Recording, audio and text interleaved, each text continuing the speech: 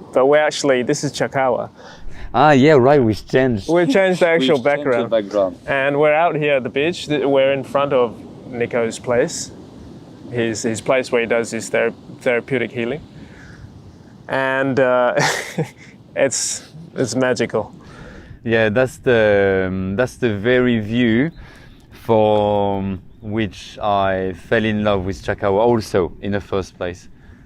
And there is a very special, even the feng shui of the whole bay, the geometry of it is very special from this angle.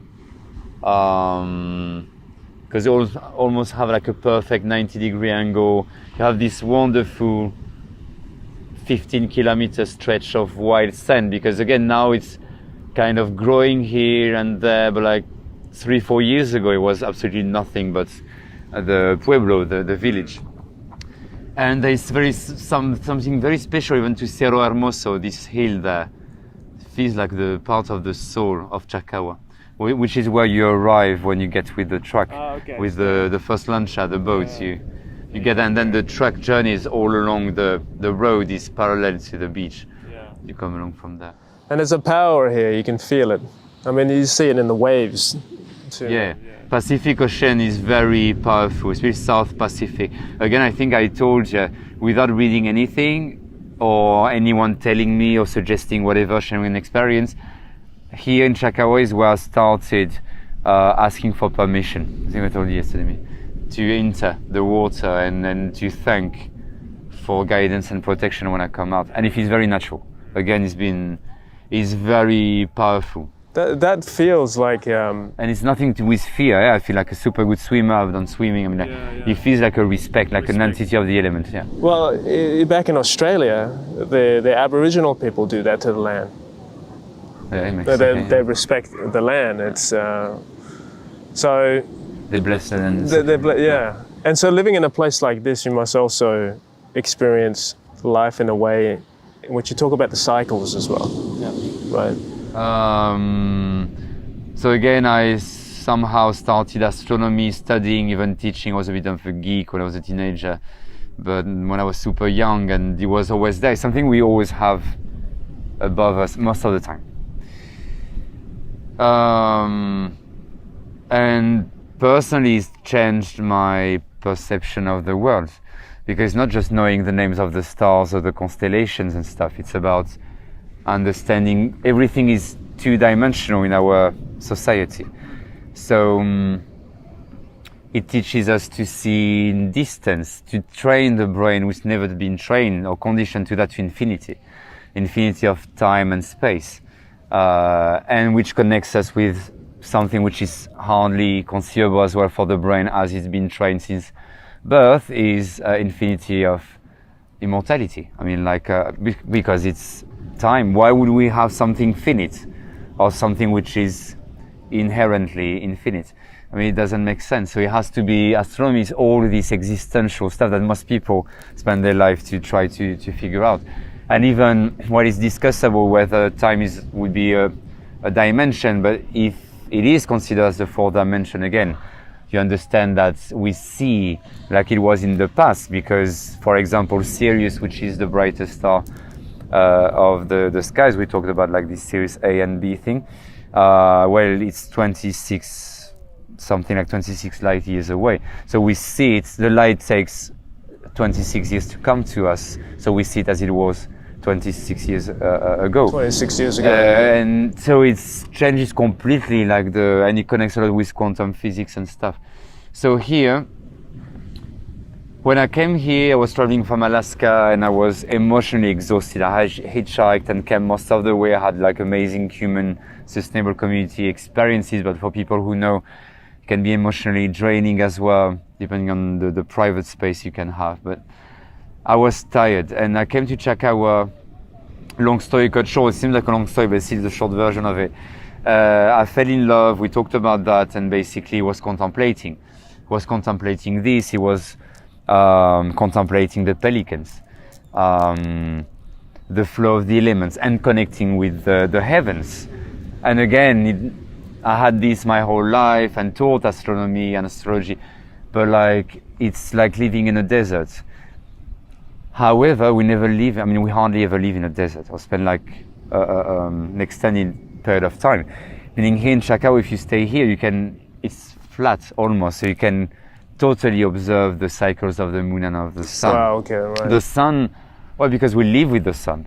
It even comes like in Europe to real estate, and I mean, it's part of, well, in a more ancestral way, it's more like living, waking up here, you connect with that. And it's a sunrise place, you have it there. It moves like 46 degrees according to the axis of the earth, and the furthest point to the right, December solstice in the water, you have 6 months in the ocean, and then it goes there in June for the solstice. So you can, beyond the light it gives you and the food and anything, you can go all the way to observe like how it moves. And well, if people feel it this way, that's okay. I don't mind being judged, but I'm not saying being a geek of observing the sun every day and see how. But according to physics, and about rotation, revolution of the Earth and stuff, well, okay, I believe physics is something we should spend more time on in the educational system. But like the sun is moving a quarter of its diameter every day, and beyond that, because the sun, everyone can kind of understand that. It's the moon.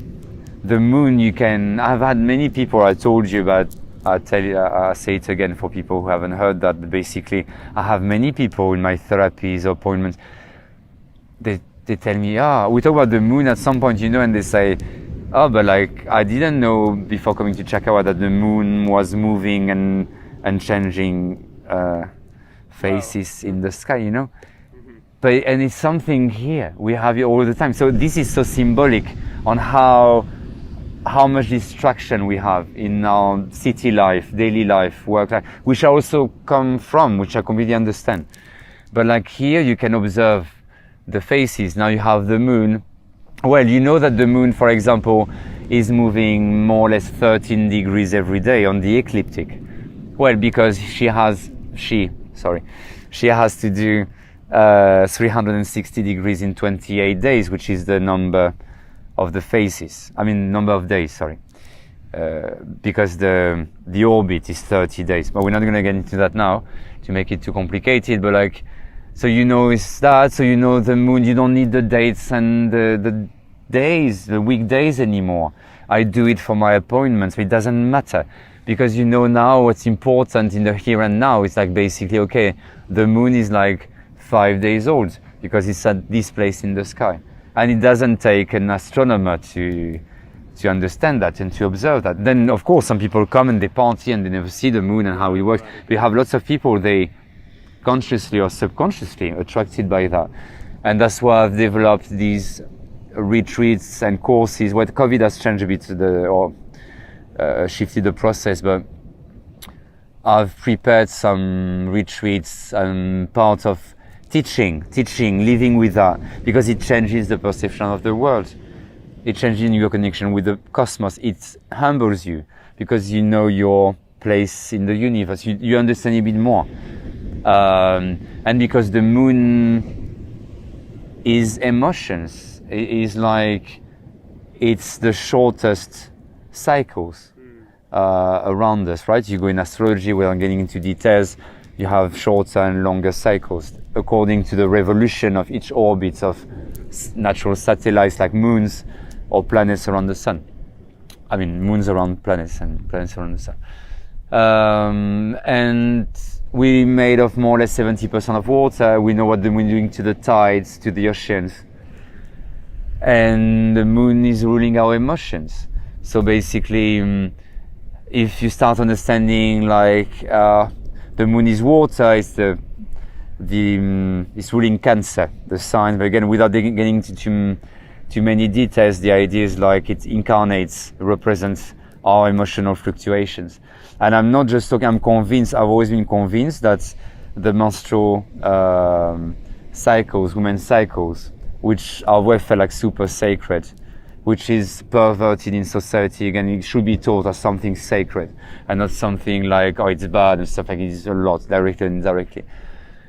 I'm convinced the 28-day cycle is connecting with the moon. You have You have many women who are connected with full moon and new moon with their cycles.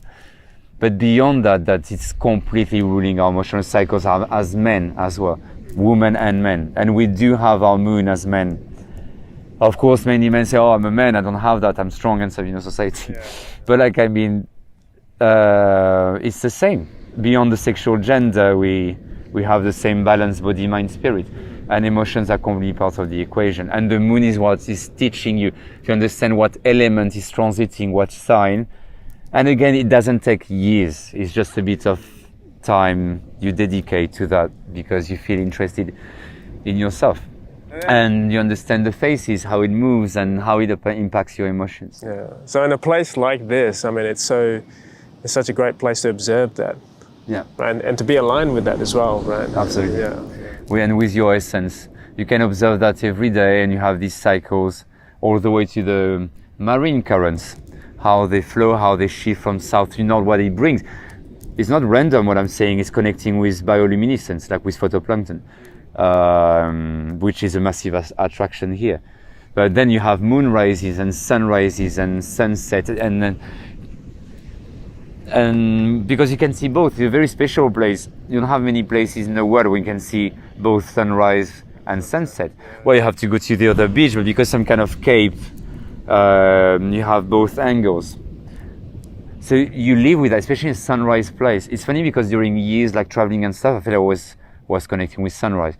But we don't live in many places, or we don't have the routine or the discipline or the routine to live with sunrise. But here you have to. I mean, getting more aware is also in my process, like I wake up with the sun regardless of the time I go to sleep, because it's healthy, it's your circadian cycles. In a big city now, you don't have darkness anymore. I mean, it's not hard to understand, also far-fetched, that it's not natural. We've evolved this way and we accept it and stuff, but it's not natural. Yeah, that makes sense, yeah. What I mean by it is we tend to be locked into with the clock right away instead of the actual natural cycles. Yeah. And as we said, Chacahua is a time and space break. Space break, yeah. You don't need, especially, I mean, again, I need to use it a little and find the balance. And we still belong to this physical plane. But like technically, as a tourist, for example, you come here, you have a few days, you leave, okay, that day and you leave another day. Again, you relate to that while traveling. But if you stay for an extended period of time, it no longer matters.